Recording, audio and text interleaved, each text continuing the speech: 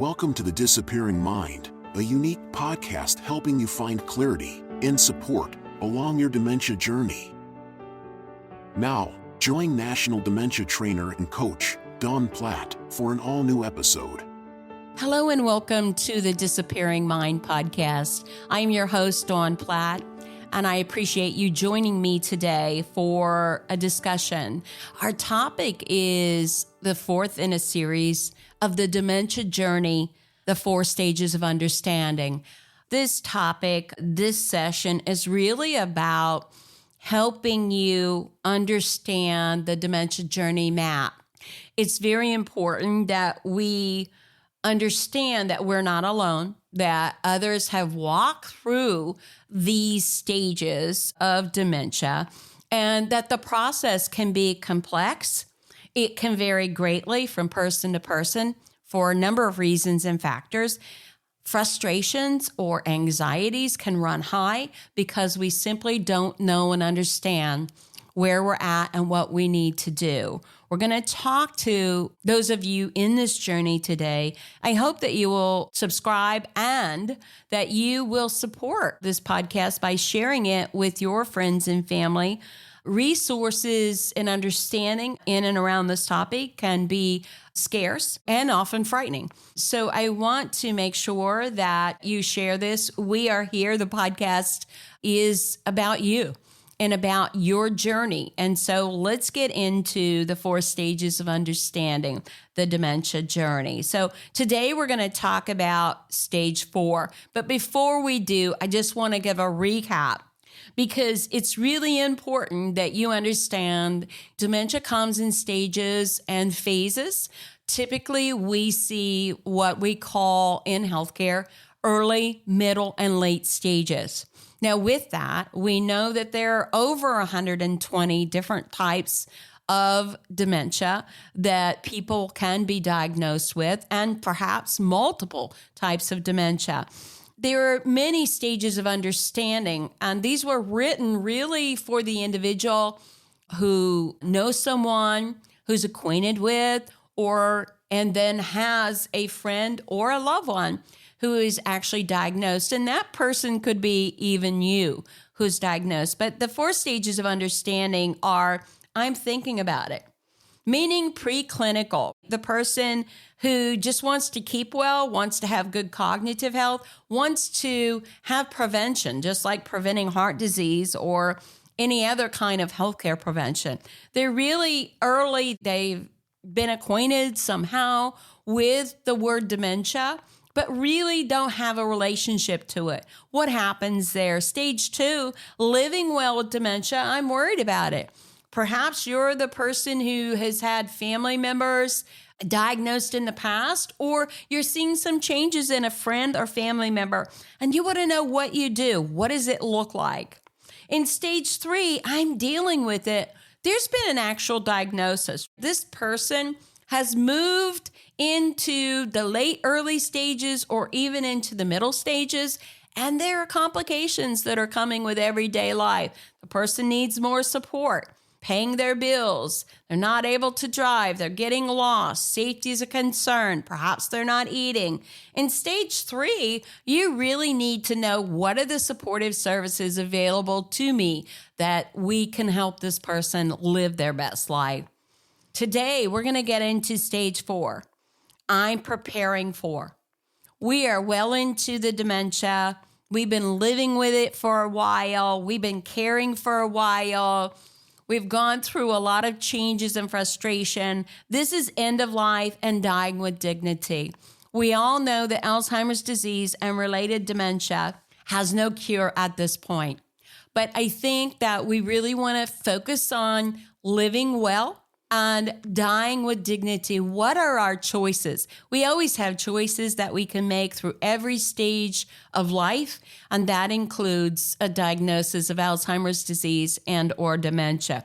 So let's talk about this. And I think that we can't put a label or a timeline on your diagnosis or the diagnosis of your friend or family member, but we can talk about some standard things I think that are going to be common, what to expect, what some options are. And really, we talk about resources here on the podcast. Having the resources, whether you use them or not, again, are critical. I cannot stress that enough. Having a support outlet, getting as much information, making sure that you are comfortable with your healthcare team. This is important. You get to make that choice who your healthcare team is. There's a lot of physicians out there. There's a lot of resources out there. Again, it's going to be impacted by your financial resources, what kind of planning has happened up front, and perhaps by where you live. Resources are going to vary state to state and city to city or town or rural community, wherever you might live. So let's talk about stage 4, I'm preparing for. Definitely, this is the last stage, the end of life and dying with dignity stage that we want to really look at. At this point, you need full-blown care. So what do we expect? The late stages of Alzheimer's disease and related dementia comes with total care. Generally, the person needs care for everything 24/7, whether it is bathing and grooming, toileting, eating, certainly all of their financial affairs, as well as their living arrangements. So what we can expect is going to really depend on the actual diagnosis. Each dementia diagnosis comes with different stages and phases and progresses differently according to the type of dementia we're talking about. What to expect at end of life. Again, this is the discussion that you really need to have openly with your healthcare provider. There are resources where you live. There's support groups. There's an Alzheimer's Association. There's the podcast. Lots of resources available. And if you are part of a healthcare community, whether your loved one resides in assisted living memory care community or they reside in a nursing home, certainly there's expertise around you to help you prepare and understand for each stage of the disease. There are other resources that we want to talk about. Really, how long does the late stage last? And how do we know when the person is nearing end of life? And again, this is something that either your home health nurse, certainly your physician, your memory care staff, and or hospice can really help and guide you. The life expectancy of each of these diseases are going to be different because there are what we call pre-morbid concerns that this person has had in their life or factors due to their environment that may put them at greater risk and really impact what that timeline would be.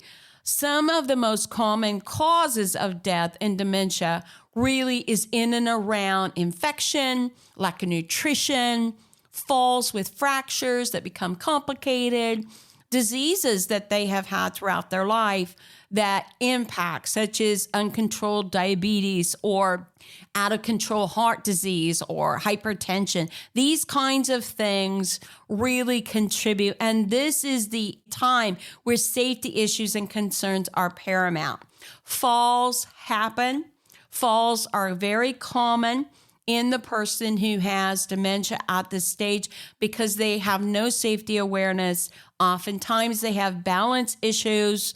They may be frail and they need total assistance. Their mobility may be off if they're still walking. Perhaps they have balance issues or vision issues. And when we begin to decline with dementia, we are more prone to infections, urinary tract infections, or things like pneumonia or respiratory infections can be very common for this person who is now living a more sedentary lifestyle, who is compromised in their eating and drinking. And so these kinds of factors do contribute to death. And it's very important that we know and understand that these factors do exist.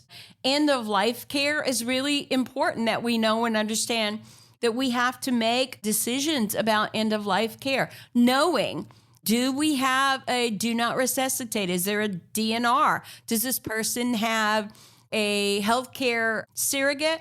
Is there a living will that talks about their decisions. Are we going to pursue greater nutrition if they are no longer able to swallow? These are things that should have been addressed much earlier in the disease process, because the chances of them coming up in this stage are very great. Late stage caregiving. This is 24/7 here.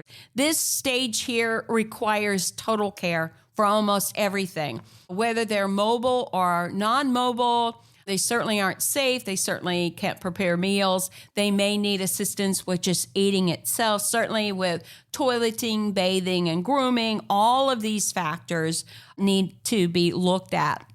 Coping strategies for Alzheimer's disease.